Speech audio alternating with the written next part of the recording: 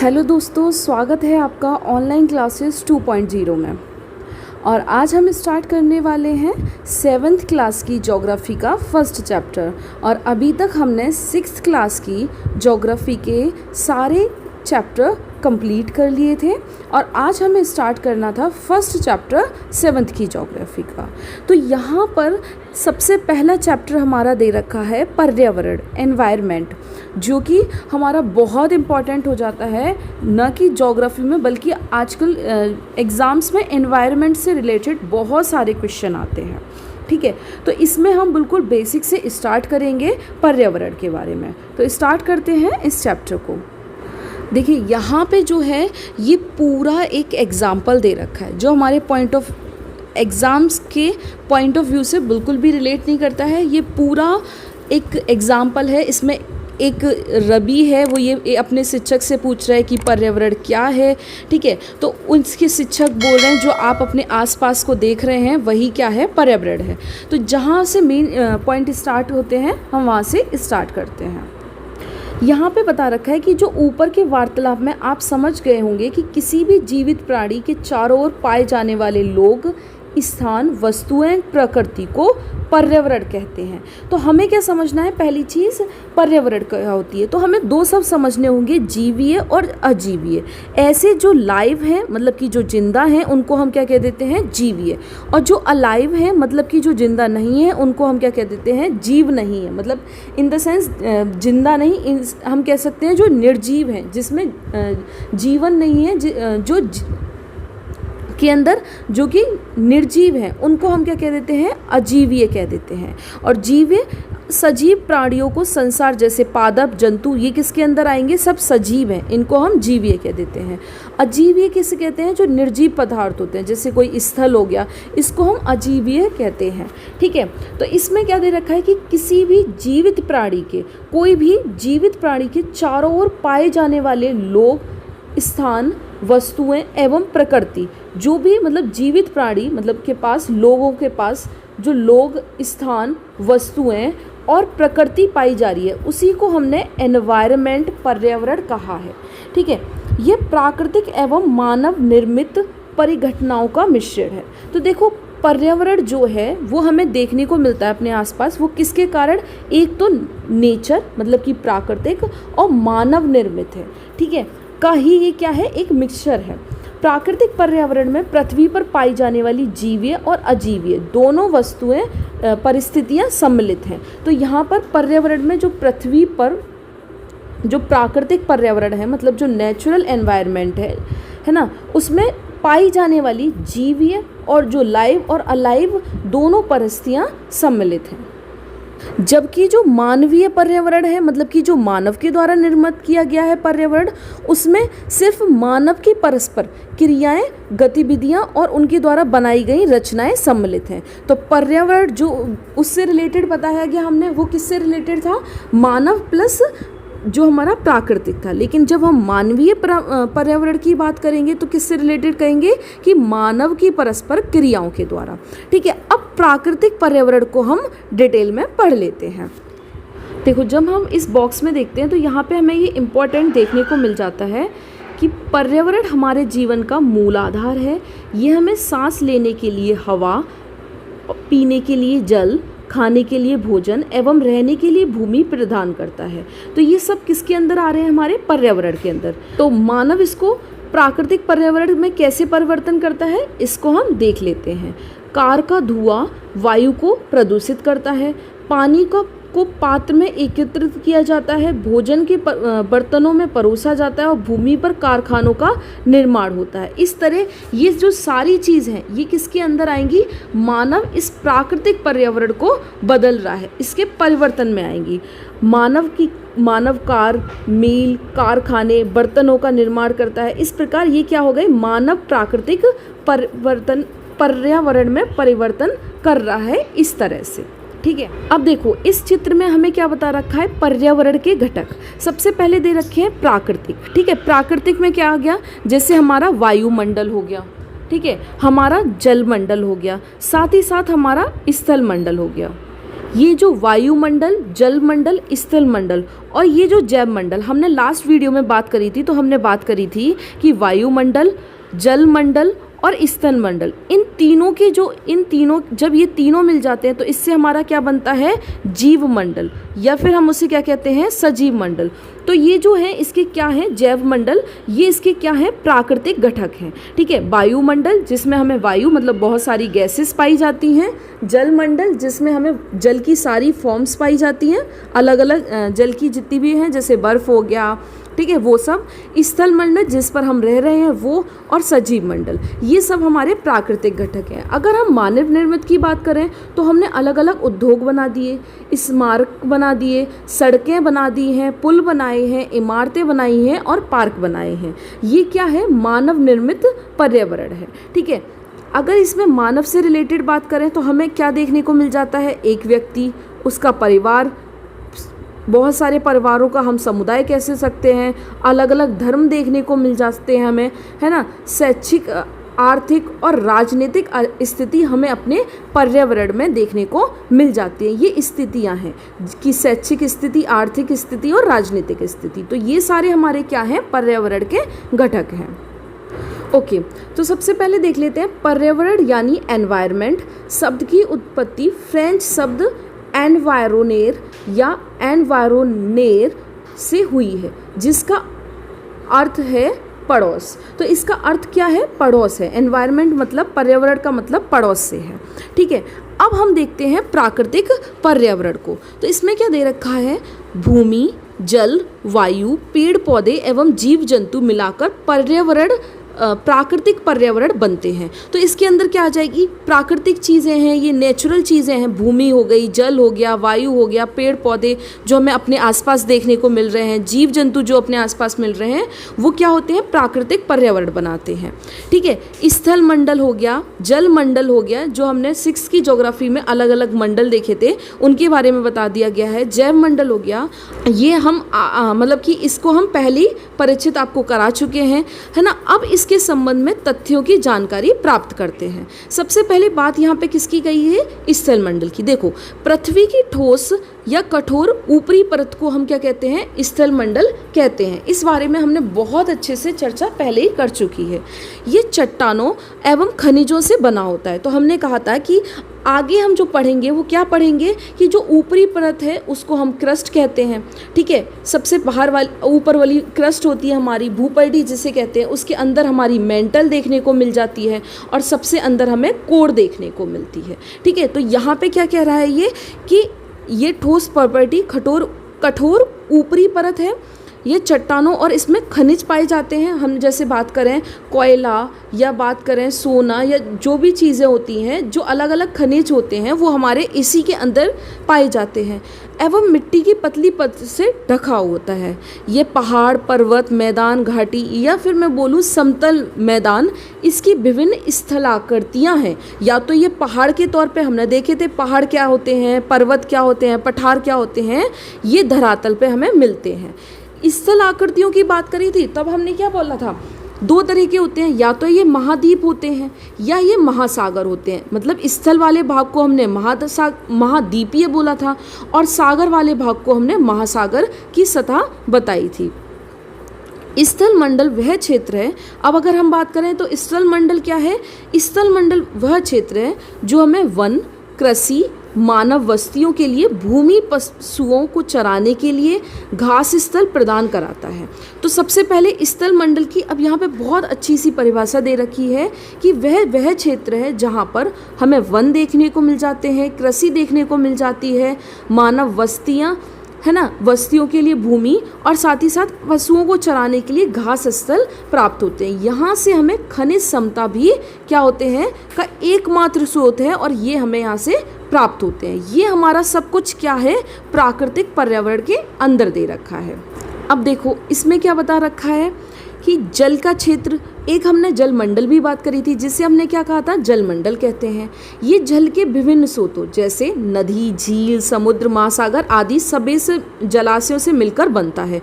जल मंडल में ऐसा नहीं कि सिर्फ नदी आएगा या फिर झील आएगा, सभी आएंगे। ठीक है, ये सभी प्राणियों के लिए आवश्यक होता है। तो जो हमारा जलमंडल है वो ऑब्वियस सी बात है। और साथ ही साथ हम वायुमंडल भी पहले देख रखे हैं कि वायुमंडल में बहुत सारी हमारी इंपॉर्टेंट गैसेस पाई जाती हैं, जैसे हमारी CO2 हो गई, कार्बन डाइऑक्साइड हो गया, ऑक्सीजन हो गया, नाइट्रोजन हो गया। ठीक है, तो पृथ्वी के चारों ओर फैली हुई वायु की पतली परत को हम वायुमंडल कहते हैं। पृथ्वी का गुरुत्वाकर्षण बल अपने चारों ओर से वायुमंडल को थामे रखा है। ये सूर्य की झुलसने वाली गर्मी और हानिकारक किरणों से हमें बचाता है। हमने वायुमंडल में ये भी देखा क्या था कि सबसे नीची वाली होती है वो कौन सी होती है, हमारी ट्रोपोस्फियर होती है। उसके बाद स्ट्रेटोस्फियर होती है जिसमें हमारी ओजोन परत पाई जाती है। स्ट्रेटोस्फियर के ऊपर मीजोस्फियर मिलता है हमें, आइनोस्फियर, और उसके बाद हमको उसके बाहरी मंडल देखने को मिल जाता है। तो ये हमारा वायुमंडल की बात है। देखो, इस पर्यावरण के क्षेत्र में सबसे पहले इसने स्थल मंडल दिखा रखा है, जलमंडल और वायुमंडल। जहाँ ये तीनों मिल रहे हैं, ठीक है, जहाँ ये तीनों मिल रहे हैं वहाँ पर क्या होता है, जीवन होता है। उसी को हम क्या कह देते हैं, जैव मंडल कहते हैं। तो हमने यहाँ तक बात कर ली थी कि ये हमें हानिकारक किरणों से रक्षा करती है। इसमें कई प्रकार की गैस, धूलकण और जल वाष्प उपस्थित होते हैं। तो अब हमने क्या देखा, गैस मंडल के अंदर क्या होता है, जो हमारा वायुमंडल होता है उसके अंदर हमें गैस भी देखने को मिल जाती है, धूल के कण भी और जल वाष्प भी उपस्थित होता है। सिर्फ वायुमंडल में वायु ना होके गैस तो मिलती ही है, साथ में हमें धूलकण भी देखने को मिलता है और जल वाष्प भी देखने को मिलते हैं। वायुमंडल में परिवर्तन होने से मौसम एवं जलवायु भी परिवर्तन होता है। इसको हम आगे समझेंगे। पादप एवं जीव जंतु मिलाकर क्या बनाते हैं, जैव मंडल या सजीव संसार का निर्माण करते हैं। ये पृथ्वी का वह संकीर्ण क्षेत्र है जहाँ पर स्थल, जल, वायु मिलकर जीवन को संभव बनाते हैं। ठीक है, अब यहाँ पे सबसे अच्छी एक शब्दावली देख रखी है, पारेतंत्र। ठीक है, जिसको हम क्या बोलते हैं, एक ऐसा तंत्र या वह तंत्र जिसमें समस्त जीवधारी आपस में एक दूसरे के साथ तथा पर्यावरण के उन भौतिक एवं रासायनिक कारकों के साथ परस्पर क्रिया करते हैं जिसमें वे निवास करते हैं। ठीक है, ये सब ऊर्जा और पदार्थ के स्थानांतरण द्वारा संबंध है।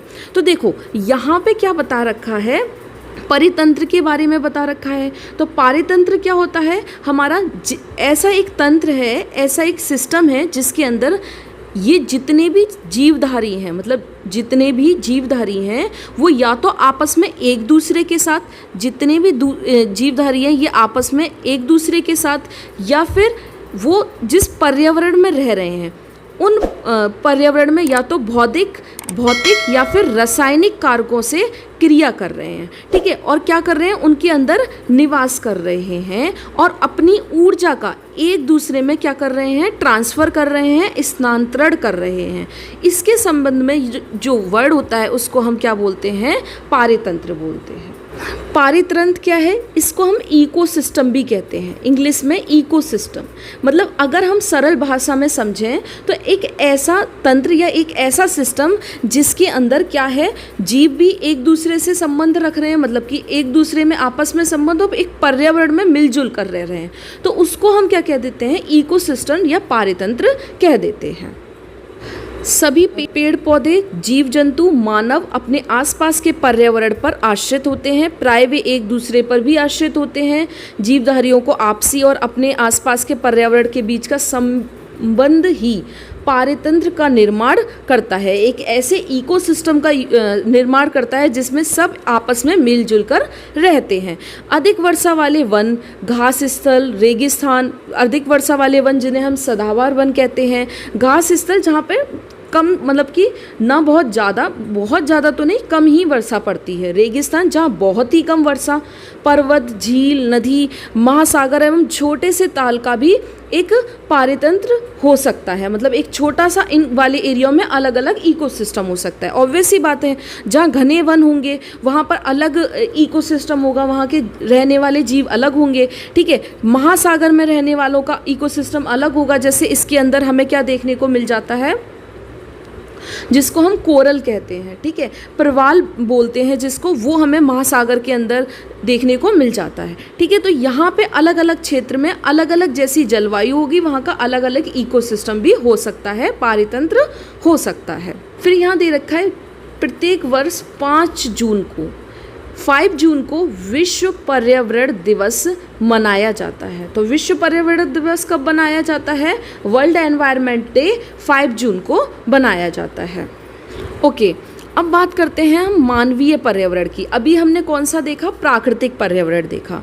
मानव अपने पर्यावरण के साथ पारस्परिक क्रिया करता है, मतलब कि इसमें कुछ ना कुछ काम करता रहता है, क्रिया करता रहता है, और उसमें अपनी आवश्यकता अनुसार परिवर्तन करता रहता है, ठीक है। प्रारंभिक मानव के स्वयं को प्रकृति के अनुरूप बना लिया था। जब स्टार्टिंग में मानव आया था तो जैसी प्रकृति थी उसमें क्या पुराने मानव ने, या जब नया मानव आया था उस टाइम पे प्रकृति के हिसाब से अपने आप को ढाल लिया था। उनका जीवन सरल था एवं आसपास की प्रकृति से उनकी आवश्यकता पूरी हो जाती थी। लेकिन अब क्या हो रहा है? समय के साथ साथ कई प्रकार की आवश्यकताएं बढ़ी। मानव ने पर्यावरण के उपयोग और उसमें परिवर्तन करने के नए तरीके सीख लिए, और पर्यावरण में क्या किया? हस्तक्षेप करना भी सीख लिया। उसने फसल उगाया, ठीक है। आरंभिक जो हमारा मानव आया था उसे तो फसल उगाना भी नहीं आता था। पशु पालना सीखा, स्थायी जीवन सीख लिया, और पहिए का आविष्कार हुआ। बहुत इंपॉर्टेंट होता है पहिए का आविष्कार, ठीक है। आवश्यकता से अधिक अन्न उपजाया, और उसी को हमने क्या कह दी? वस्तु विनिमय पद्धति। मतलब कि हम जो ये कह रहे हैं ना, आवश्यकता से अधिक अन्न उपजाया, मतलब कि इसके अंतर्गत हम इसे कह रहे हैं कि देखो स्टार्टिंग में क्या हुआ था, सभी लोग क्या करते थे?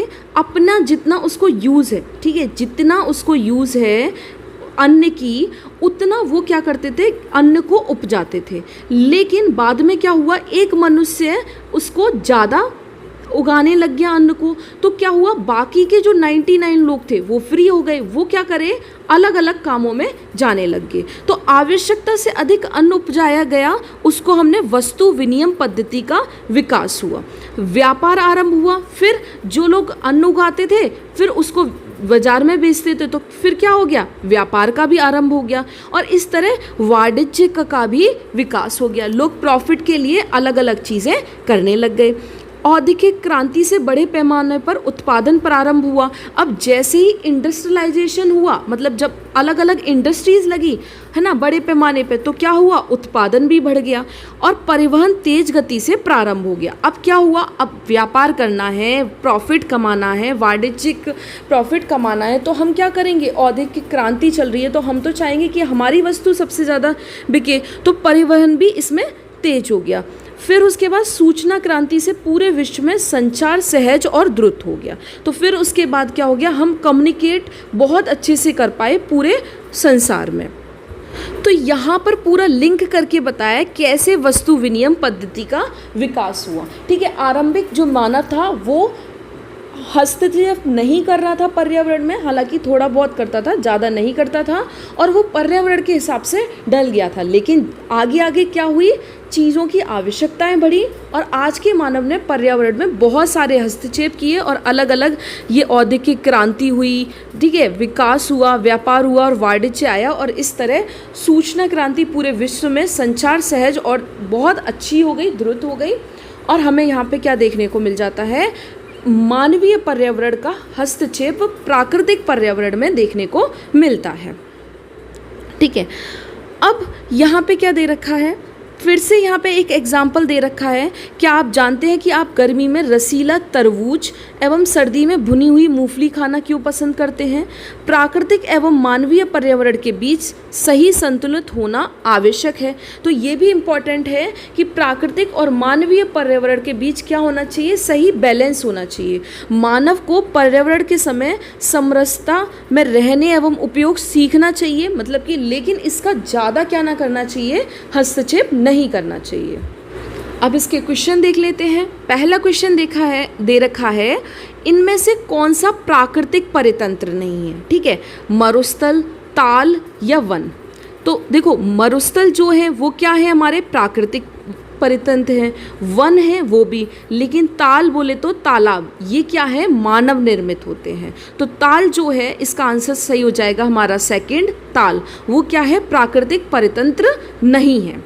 ठीक है, नेक्स्ट क्वेश्चन, इनमें से कौन सा मानवीय पर्यावरण का घटक नहीं है? तो मानवीय पर्यावरण का घटक नहीं है, देखो समुदाय, समुदाय हो गए, धर्म हो गए, और स्थल, ये जो स्थल है ये हमारा क्या है, ये दोनों ही हमारे मानवीय पर्यावरण के घटक हैं, समुदाय हो गया, धर्म हो गया, लेकिन जो स्थल है वो हमारा प्राकृतिक परितंत्र है।